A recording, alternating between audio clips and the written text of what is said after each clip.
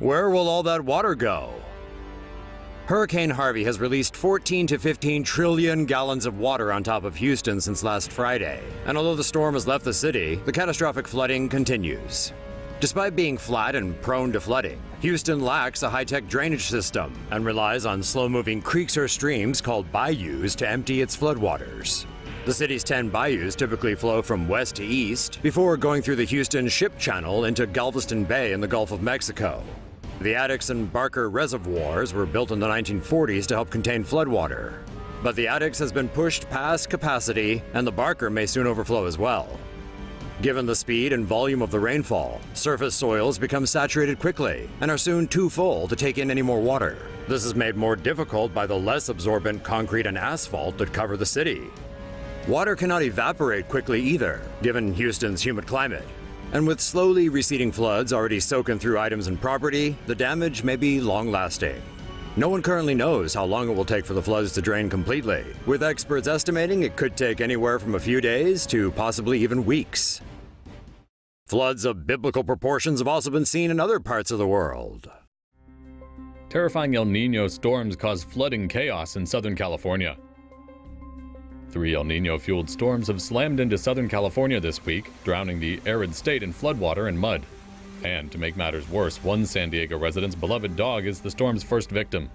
The excess downpour has caused chaos on the roads, making them increasingly difficult to navigate, leaving some residents perhaps reconsidering their choice of vehicle.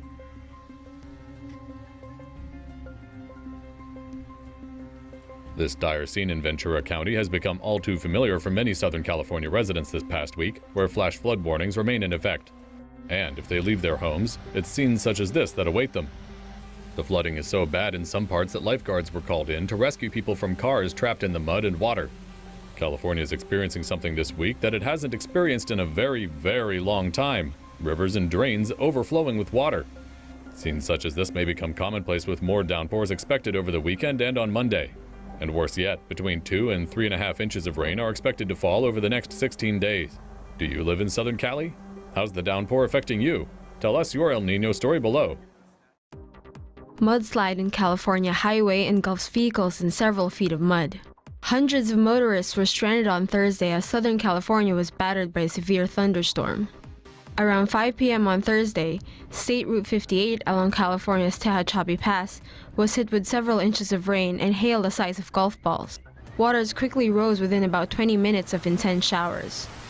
As the road began to flood, drivers described seeing vehicles floating in the water and being pushed into each other, before a river of mud, rocks, and debris came flowing down. The resulting chaos forced some to abandon their cars, though others stayed with their vehicles until rescuers came.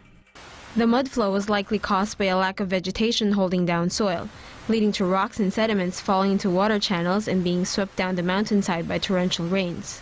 A total of 192 vehicles were stuck on the highway, including 115 passenger cars, 75 semis, and 2 tour buses. Highway 58 is still closed as rescuers continue to excavate the mud.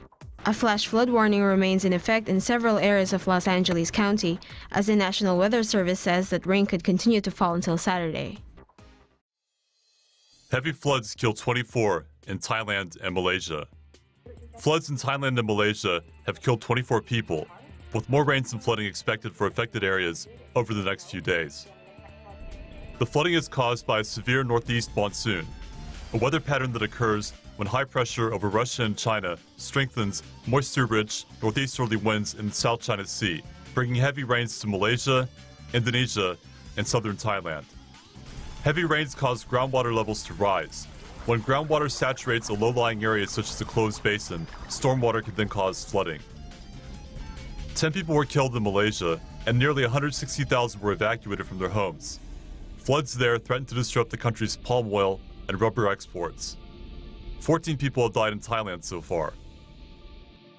The Malaysian government said it would give an extra $142 million to help the flooding victims. That's in addition to the $14 million it had originally allocated. Dozens of scooters swept away as deadly flash flood hits Bogor. A series of videos currently going viral in Indonesia show the power of floodwaters that killed a 4-year-old girl in the city of Bogor, south of Jakarta, on February 27th. This particular clip shows the intensity of flash floods that knocked down a wall and swept away dozens of scooters at a high school in the city. Another harrowing video shows a mother and her young daughter caught in rushing water. The child, 4-year-old Dia Mahera Zikra, did not survive.